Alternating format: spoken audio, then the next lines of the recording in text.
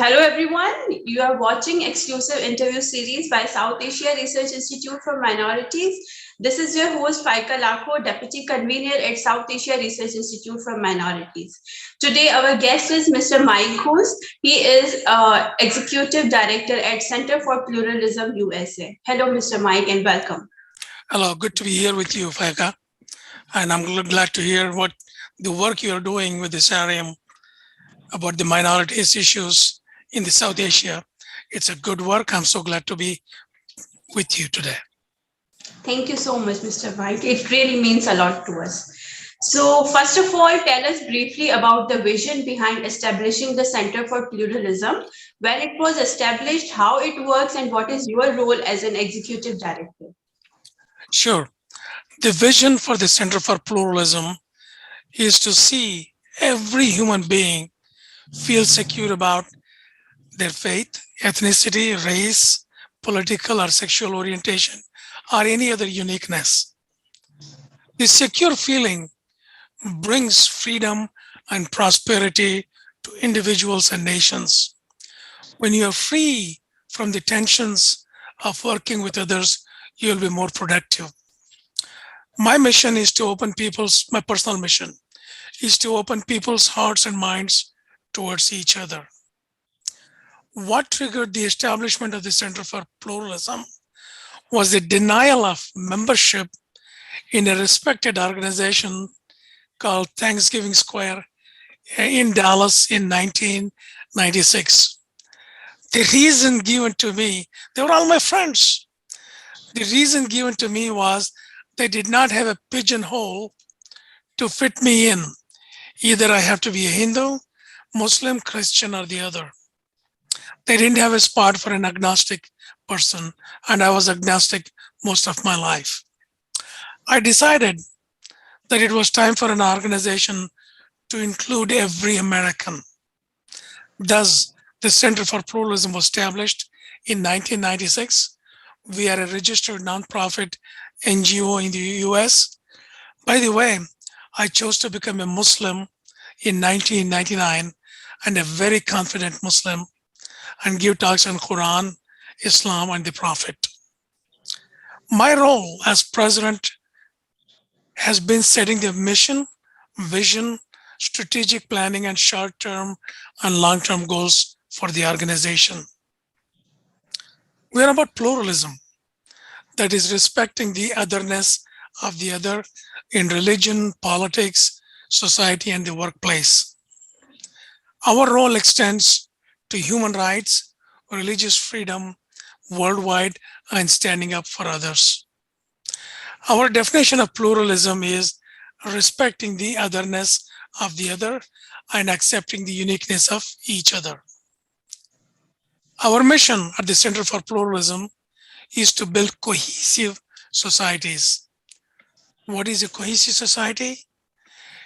A community or a nation where every member of the society feels secure about his or her faith, ethnicity, culture, political, or sexual orientation. The scope of our work, Faiqa, is standing up for the human rights and religious freedom of people across the world. Practices, teach, write, speak, and do workshops in religion, politics, society, and workplace pluralism. Our strategy is to bring individuals and communities together who are different and opposites as frequently as possible. Everyone from atheist to Zoroastrian is part of our programs. We make sure everyone is part of attending the events. The more we learn about each other firsthand, the fewer the conflicts. Our website is centerforpluralism.com, and you can see all the information right there. It is about different faiths, cultures, politics. That's about our strategic planning and what I do. Glad to know it, Mr. Mike. My next question is, the vision of Center for Pluralism also include the conflict mitigation and goodwill nurturance. Tell us how you strategize to achieve this vision. Well, conflicts are born because we don't know about each other. And whatever we know about the other is based on myths or falsities. My role model is Prophet Muhammad, peace be upon him, and every action, his action, was embedded with this dual goal of conflict mitigation and goodwill nurturance. I have identified 15 such acts of the Prophet, and his way of doing things shapes my attitudes. Everything he has done has the dual goal of conflict mitigation and goodwill nurturance. I can maybe some other time I can go with all the 15 acts that he did, how it helps the society. My strategy is whenever there is a conflict brewing, I meet the people head on, of course, politely, and have a conversation with the conflicting parties. Once they hear each other out, all of a sudden, they realize they don't have a conflict. Depending on the time you have, I can cite the examples of the Prophet in setting up the Aswad in the Kaaba. I watched one of the shows I have watched about 4 different times is called The Golden Girls. I don't know if you see that in Pakistan. In that show, there is one scene, 2 sisters refuse to talk with each other. The younger sister was angry with the older one because she thought her older sister had kissed her husband. This went on for about 15 years. They did not want to see each other, talk with each other. One day, her daughter pulls both the sisters and insists on them to share the conflict. What is it that they don't like about each other? When her mother tells what happened, the older sister comes unglued. She jumps and tells her that it never happened. I never kissed your husband. Suddenly they realized that their battle was based on gossip or myth, and all of a sudden, after 15 years, they come back together. This is the strategy. This is what happens among family members, between the nations, whether it is India or Pakistan or North or South Korea. This is what happens. We go by the myths rather than the facts. I have dealt with almost all the people on the right wing in the United States. You name it, I have met him or her. The most successful achievements was with Sean Hannity and Stuart Varney. Sean Hannity used to bash Quran every day. After I met with him, gave him a copy of the Quran and told him how to read a verse. For example, he says, kill the infidels wherever you find them. And I asked him to read 3 verses before, 3 afterwards. Once he reads that, all of a sudden his attitude changes and he has quit bashing the Quran. He was number 1 talk show host in the United States. Stuart Varney was number 2. He was announcing on the show about Muslim terrorists all the times. And I sat down with him, gave him some examples about what New Yorkers and Dallas people have. And all of a sudden, he decided not to call Muslim terrorists anymore. And he announced it on his TV show. I have worked with several people, including the Quran bashing and the Quran burning pastor, Pastor Jones. I have dealt with him and brought to final resolutions. And these are the various things that I do. Thank you so much, Mr. Mike, for sharing these very inspiring examples of yours. My next question is that, as you are an expert who talks about pluralism, tell us what is your idea of applied pluralism? How one can assure the implementation of pluralistic society in today's world of chaos and hate against minorities? I attend conferences of both Republicans and Democrats. These are the 2 political parties. While I was in a lobby in one of such conferences, one big burly guy with a bandana, big beard, and tattoos on his arms walked by. He was 6'4" and probably 300 pounds or 150 kilos. He saw me standing in the lobby. He was walking towards me. All of a sudden, he takes a U-turn, goes right back. I chased him. He said, "I hate you." I continued to pursue him and said, "If you don't tell me why you hate me, I will not let you go." He turned around and said, "I hate you because you disagree with Sean Hannity, who is the number one TV anchor." Then I asked him, "Do your wife and your children agree with you?" He melted. He did not have an answer. Not only that, he read a letter that on the video addressed to Mr. Trump at that time and became a good friend to the point of promoting me on his Twitter account. This is what it takes. This is applied pluralism to meet people head on and remove the conflicts politely. Applied pluralism is taking the idea of respecting the otherness of the other to mitigate conflicts and nurture goodwill.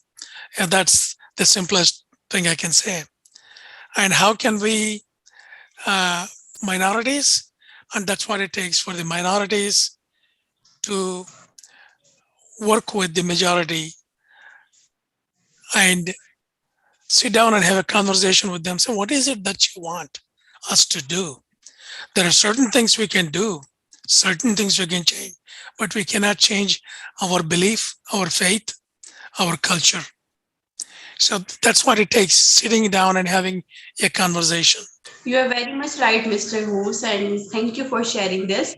My next question is that as the cruelties against minorities are increasing every passing day due to territorial disputes in South Asia, we have observed discrimination against minorities, including Muslims, Christians, and Dalits. What are your thoughts on developing a South Asian level commission to eradicate these inhuman acts against minorities? Okay, a commission is always a good idea. It needs to be based on Nelson Mandela's Truth and Reconciliation model of South Africa. Are you familiar with that? I know somehow about that. Okay, it's a good model to look at. Such commission must have the authority of the government to implement it. If you recall, President Jimmy Carter, way back in 1979, locked up Anwar Sadat and Menachem Begin in Camp David and said to them, "Until you two guys come up with a peace plan and sign it, I will not let you out of the room. You will not even get the food until you come up with a solution." He locked them up in the room at Camp David. And of course, you know the peace accord between Egypt and Israel that took place. It took Jimmy Carter to take that step, bold step. In the case of India, the dirty politicians some 100 years ago sowed the seed of hatred that Muslims and Christians do not belong to India. To give legitimacy to their claim, they cooked up stories that Aurangzeb will not eat his lunch until he sees a few chopped up Hindu heads in his backyard. There is a lot of false information out there. What is needed is for people to sit down with the extremists among Hindus and find out what is it that they want. How can we all live together? Focus on jobs, food, clothes, rather than fight with each other. It is a process. It will not happen at once, but it will take a lot of time to achieve that goal. I think it can be done. If Ireland and England, they fought for centuries, can come together. Indians among India can come together. India and Pakistan can come together. So that's what is needed, to sit down and have a conversation about what can be done about it. What is it that you want? What is it that I want? What are my limits? How much I can give in? How much you can give in for the purpose of having a good life for every Indian in case of India. You're very much right, Mr. Mike. Tell us, what are your thoughts on gradual rise of religious radicalism and genocide of Muslims in South Asia? What are the causes and reasons behind the hatred for minorities, including Christians, Muslims, and Dalits? Once again, religious radicalism is based on myths. The truth is, extremists are a few in number, but they make so much noise that some think that it is the truth. Even Muslims fully don't comprehend Islam. They go by what is dished out to them by some scholars in the 10th and 11th century. They have lied to Muslims, and Muslims have tend to believe in that. That is a whole another subject I can go. Same thing with Hindus, and same thing with Christians. We have come to believe what was dished out to us without facts, without proof from the Holy Scriptures. The truth is, extremists are few in number, and that is the good news. One of the causes is that Muslims ruled India, the majority of Hindu people. A tiny bit of Muslims ruled the majority Hindus, followed by Christians, the British. The politicians created false stories about them. What they need to see is that Muslims and Christians, after the independence in 47, should not be punished for the presumed acts of the kings in the past. Dalits are a different story. They have endured humiliation and oppression throughout India's history.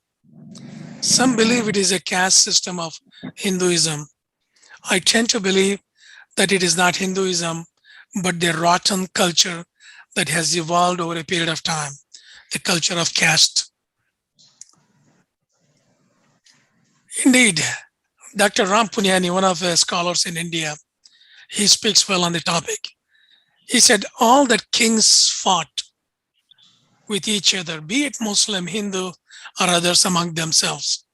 Hindu kings fought among themselves. Muslim kings, Khilji defeated Sher Shah Suri in India, and it goes on.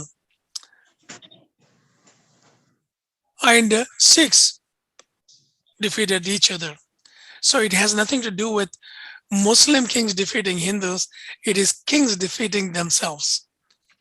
To that, let me add, it is not a king, there is not a single king in the history of mankind who said to his neighboring king that he will peacefully take over his kingdom. I'm going to take your kingdom. May I have it, please? And the other king must have said, please take our kingdom. It has never happened in history.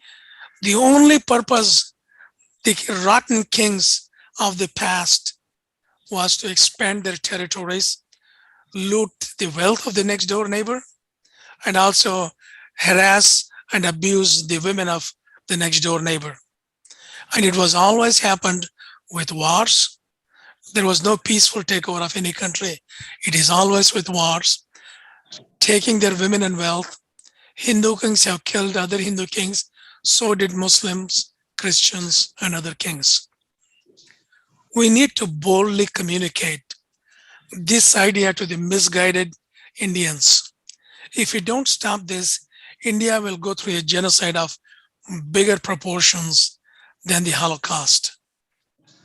There is already calls by Hindu Sansad, that is a Hindu group, sannyasis getting together in Allahabad, which is Prayagraj now, and New Delhi, or Haridwar, to kill 2 million Muslims.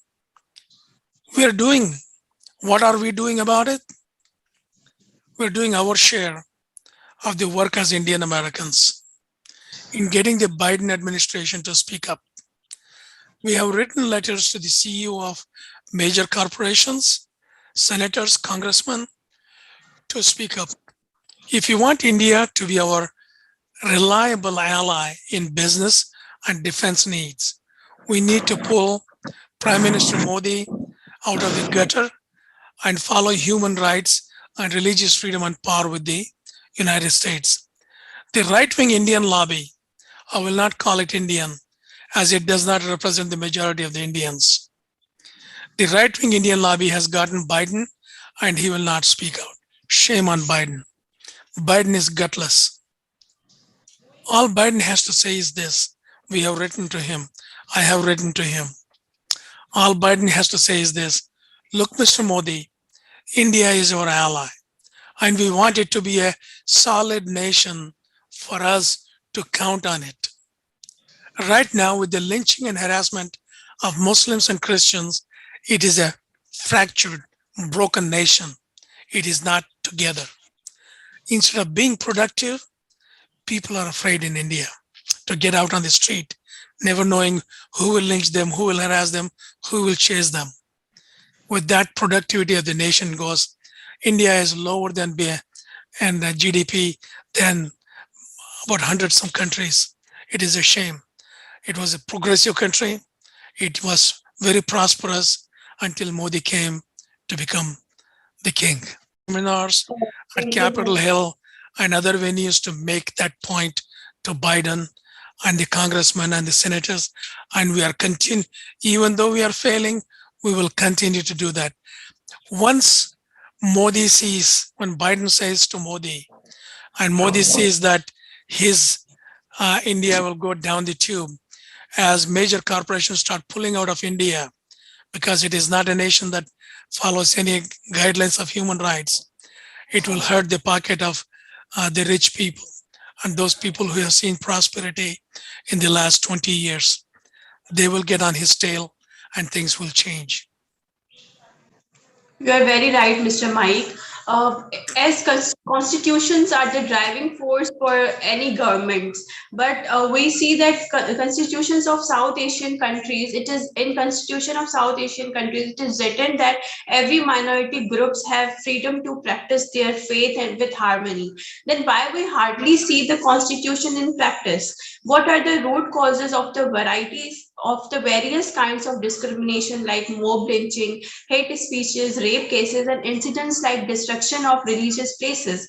How this hate can be controlled to avoid further exploitation of human rights? Well, constitution means nothing. It means nothing to the bad guys. Human beings have the urge to look down upon others. Every human thinks that him and his group are superior and should have more rights than the other. That is the evil thing. Arrogance and thinking that they have more rights than the others is the most cause of all this evil thing that's going on all over the world. Just as religions mean nothing, Islam means nothing, Hinduism means nothing to ISIS, Taliban, LET, Lashkar Tayyiba, extreme Zionists, and the Hindutva guys. Every religion and every constitution condemns violence and oppression of others, but yet we find a small, tiny group in each group who don't care about religion or what the religion says or what the constitution says. It is always going to be that way for a long time, unless there is rule of law. For example, the Quran and Torah, come back to it. The Quran and the Torah says that killing one person is like killing the whole humanity. The Bhagavad Gita calls on to value every human life or every life. The majority of Muslims, Jews, Christians follow their religion. Any place you go, they do. But if you don't and resort to killing, lynching, and harassing, how can we control the hate? Either we need to have strong governments, not the bully governments, not the dictatorships, that ensure law and order prevails in the nation. And the law and order which was designed by the will of the people in democracies, which is in the constitution of all South Asian nations, India, Pakistan, Bangladesh, Nepal, Sri Lanka, Maldives, and other nations, Sikkim. Even in the United States, which is the safest place on the earth. But yet, we have the neo-Nazis, KKK, and others who have bombed the churches, synagogues, temples, and mosques. The good news is every bad guy will have his day in the court, and upon proof, he or she gets punishment or the jail term. And that is the reason the United States has been a prosperous, successful nation, because we don't worry about who is a Muslim, who is a Christian, who is a Jain or a Hindu. We worry about how can we bring more food, how can we live a better life. That's our focus because we don't have those tension. If we get a strong leader like Jawaharlal Nehru in India, or Ayub Khan in Pakistan, and Mujib in Bangladesh, who can push to follow the rule of law, we can we can hope for better saving minorities, lynching to be stopped. It can be done, but we need a leader who has got the guts, or they say, who has the balls to take a stand. But every politician is afraid if he or she takes a stand, they may not get elected. They should not be get elected, that kind of people. Thank you for sharing this, Mr. Mike, and that's very true, I must say. My next question is, do you think that COVID-19 has aggravated the already difficult situation for underprivileged minorities, especially in South Asia? Yes, definitely. The majority of people are underprivileged, and they don't even have bathroom facilities and live in jhonpris, kache ghar. Several of them in small jhonpris, say 10 by 10 or 5 by 5, 6 or 7 people live there, cook there, take baths. What a shame. The government paid don't attention to them, and that aggravates the conflict, the COVID-19. And I think the government should take note of this, because if somebody in a jhonpri gets COVID, COVID does not prejudice like the politicians. COVID, the next person gets the COVID if I have it. If the person in jhonpri has it, the rich people will get it. They may save themselves, but they will get it. So it is the responsibility of the governments to make sure nobody has got that disease, not COVID, because if it has one has got, other will get it without anything. Yes, it has become very difficult for the underprivileged. I feel for them. I feel their pain. They have no jobs. What do they do?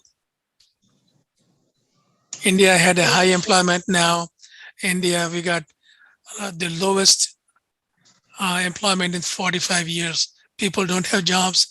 They resort to violence. They resort to hitting each other, because hate is the only thing that helps them get over the problem temporary, but in actuality, it aggravates them further. Yeah, government really needs to take actions over all these issues. My Yes. next question is that social media is a medium for providing useful information. It has been widely used to outspread the hate against minorities in South Asia. It also plays a very significant role in persecution.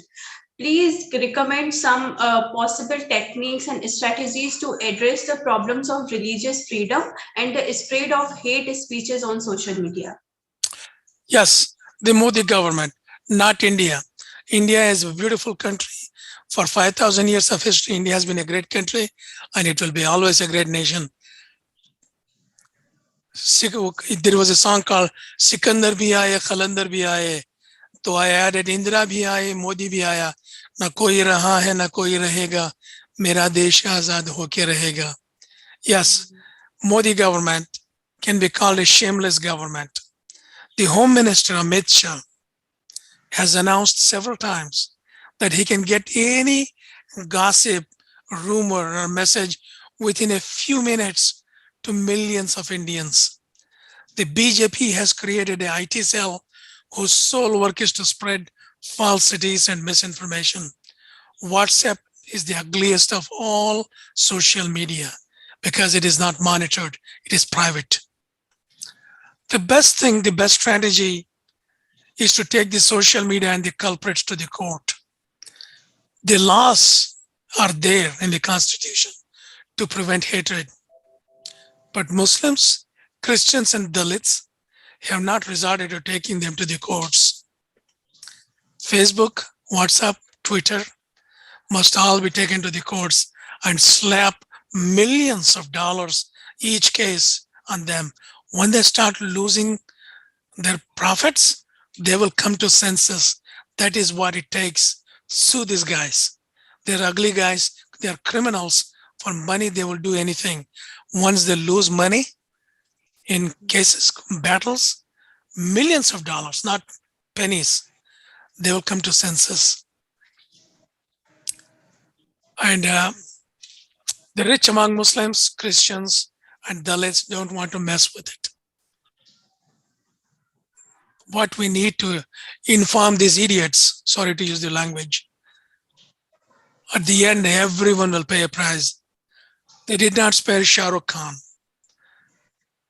And Shah Rukh Khan, Amir Khan, and all the rich Muslim guys, rich Hindus, rich Dalits and Christians, they need to put money in building cohesive societies, bringing harmony to the society. That way, their own tail will be saved in the long run. If they don't do it, they will pay for it. Everyone will pay for it at the end. They need to spend their wealth on promoting social harmony. If not, they will be the targets of hate someday. And I hope they do, because it will teach them a lesson that we can't gobble up money. We have to invest back in the society for our own security in the long haul. Your suggestions are very valuable, Mr. Mike. Thank you for sharing that. As you know, that South Asia Research Institute for Minorities is a regional platform which aims to highlight the issues of minorities and invite experts to talk on empirical solutions for bringing peace in the region. We also hosted an international conference back in 2019 with the speakers from all over the world. Would you want to join us in Pakistan for our next gathering if the global pandemic situation will uphold?